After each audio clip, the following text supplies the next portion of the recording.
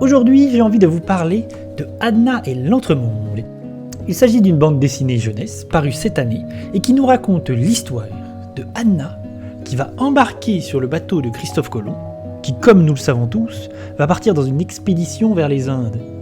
Seulement, dans cet univers, la Terre est plate, ce qui va amener notre expédition à arriver au bout du monde et à chuter.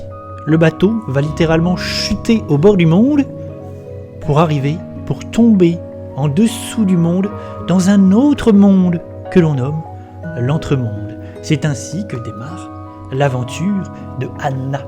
Dans ce monde, elle va rencontrer des péripéties, des personnages saugrenus, des animaux humanoïdes, des créatures. Elle va découvrir de nombreuses choses. Alors ce qui est génial dans cet album, et c'est pour ça que je m'y suis intéressé, c'est parce qu'il est dessiné par Sai, qui fait un travail extraordinaire. Elle dessine tout au traditionnel, à l'encre. Elle a développé une technique à l'encre qui est absolument magnifique. D'ailleurs, on peut retrouver son travail sur YouTube et sur Twitch, où elle explique sur son YouTube notamment, elle explique comment elle travaille. Elle fait des planches en direct, où elle explique directement quelle est sa technique et comment elle l'a développée. Sur Twitch, pareil, en ce moment, elle travaille sur le tome 2 et elle stream en direct son travail sur ses planches pour le tome 2. À savoir que l'histoire est prévue en 4 tomes. Vraiment, son travail est sublime. Il y a des pleines pages qui sont magnifiques dans l'album.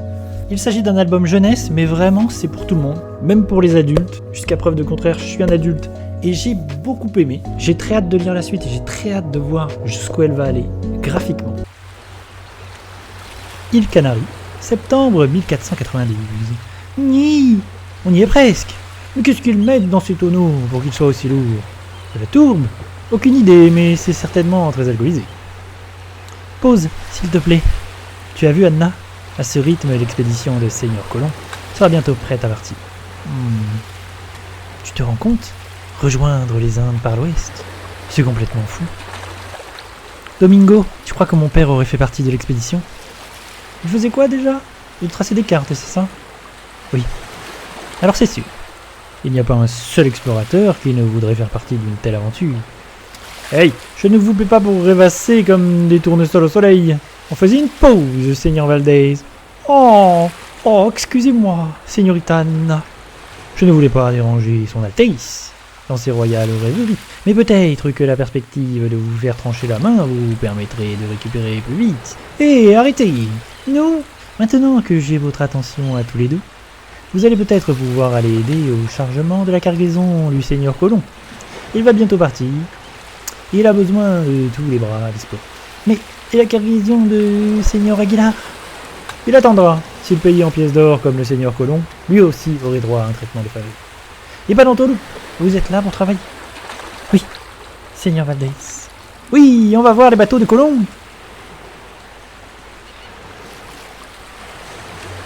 Je vous conseille chaleureusement, que vous soyez jeune ou pas, de lire Anna et l'Entremonde. C'est très très bien. Merci de m'avoir écouté. À demain.